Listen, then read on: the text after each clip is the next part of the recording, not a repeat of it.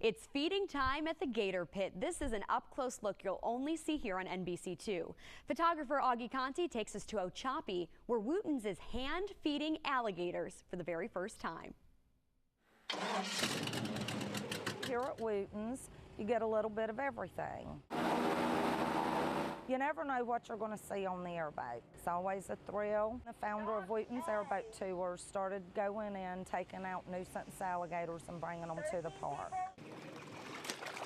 This is the first time ever these guys have had people come in and feed them. A lot of people think that in certain parks and recreations and stuff like that, that people hand feed this to show off. You actually control your population better by hand selecting who gets the food. The people really get a wow factor. The nice thing about hand feeding alligators when you have this many of them, the ones that can't make it up to the front because the big alphas are here, you can stand here, you can actually get it right up there to them where they're at. This is something we're going to do every day. Back up camera, dude, because he will come at you. This is one of the biggest reasons why in your backyard you should never feed alligators. Oh, look at that. Animals been on our planet since pretty much the beginning of time. You know, we don't want people to think they can do this at home. These guys right here can be anywhere between 62 to 70% body muscle. Golly, I love these things. Leave them alone. Don't go out. Don't hand feed. You're not going to be attacked. Something you hardly ever get to see. Augie Conti shot that story for us. A roof, yards. It was really bad. And 2 cars. Damaged during a weak tornado. Sounded just like a blender on high. Joni Christopher's mom's car was in its path, now completely crushed by this tree. I couldn't believe it. I mean, I couldn't believe it was smashed like that. It happened in this East Naples neighborhood near US 41 and Rattlesnake Hammock Road. I don't know what we're going to do, but as you can see, it's gone, it's toast. The National Weather Service says winds reached 70 miles per hour, and the strong gusts left this mother and daughter. This is like the worst timing ever. Without the only way they have to get around. The winds just stopped as fast as they started. Not only was this car damaged by the tree, it was also long enough that it damaged this car in the lot, causing a lot of money in damage. That same tree smacked David Manuel's car. We're just going to be busy tomorrow trying to clean this mess up so we can get our cars towed to the shops. So we got a lot of cleanup doing. Cleanup is already starting for Colonel Baxter. Took the roof off. His neighbors are pitching in to patch his roof, damaged in a matter of seconds. I'm watching through my back door and all of a sudden, boom, just like that. The twister tore half of it off, a first for the 30-year resident. He's thankful, though, for the neighbors here now. You can't find a better group of neighbors. In East Naples, Kim Brown, ABC7. Now adding to the fears tonight, not only is there a worry that Debbie has really accelerated beach erosion here, but also is the fact that this is just the beginning of our tropical storm season. So I'm told that the Condo Association is going to bring in more sandbags here to help shore up this barrier, but that won't happen, unfortunately, until after the high tide event from 5 to 7 a.m. And until that's over and the water hopefully recedes, we won't know exactly how much damage there is here and what, if anything, is going to be needed to rebuild. Live on Fort Myers Beach, Lauren DeSpirito, NBC2. Hi there, Joelle. Of course, a mobile meth lab means these people brought their materials to make methamphetamines around with them and ended up here at this Circle K on Coronado Road and Cleveland Avenue here in Fort Myers, right on this, behind this dumpster you see over my right shoulder. Now, we're going to show you some video from earlier tonight. We were actually out here, police telling us, Fort Myers police saying they were just in the area patrolling like normal when they saw some suspicious behavior.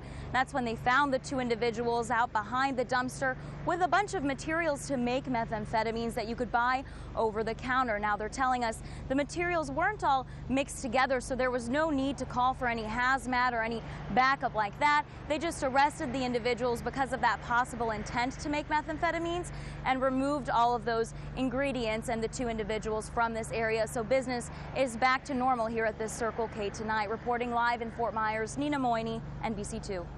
Fire crews will continue to monitor these hot spots well into the night to make sure there aren't any flare-ups. They will be out here again tomorrow to start mopping up.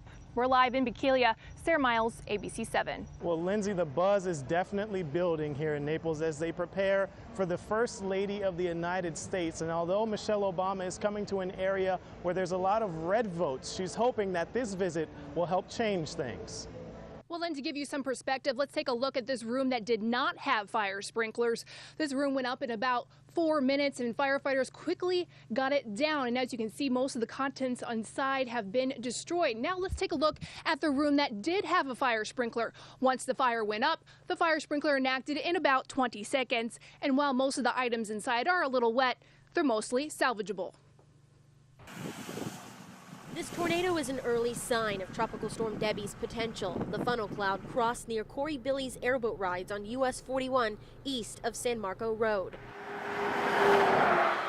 Now trees are knocked down, and those nearby when the storm passed through are looking at what's damaged. We caught up with the National Weather Service's Chris Duke by the downed trees. We showed him the video shot by Corey Billy's. Because it was taken down the street. Duke lives nearby and was just starting to survey the area for storm damage. He says the video shows a classic funnel. Yeah, there's no doubt about that. He calls it a weak tornado, but also wants to see if there's more damage further inland that hasn't been seen yet. You think that's a tornado?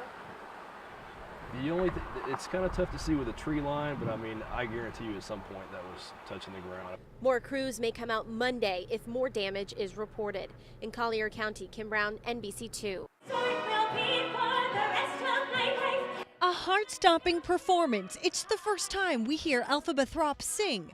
But before the lights, camera, action, I'm gonna go put my face on. Ann Brummel is in makeup hours before the show. And what we're trying to do is not make it look so much like makeup, but really make it look like skin. It's almost like watercolor. So you mix water with it, we put it on the brush, and then we just brush it on, sort of blend it out. And in no time, the final product. Brummel transforms into Elphaba. She is the young girl that becomes what everyone knows as the Wicked Witch of the West. For me personally, it's a dream role. From makeup to hair, Brummel's long curly locks are pinned and the wig comes next. Each wig is designed pretty much to fit that person's head. And then one of many costumes for the night. 3 zippers and a few snaps, and then a quick touch-up. Just retouching them a little bit. She's ready for the show. On stage at Barbara B. Mann, Wicked broke records the first time around in 2009. This year likely won't be any different, with 35 major awards, including 3 Tonys, and a sellout Southwest Florida crowd. This is something you don't want to miss. This is a show that nobody wants to miss.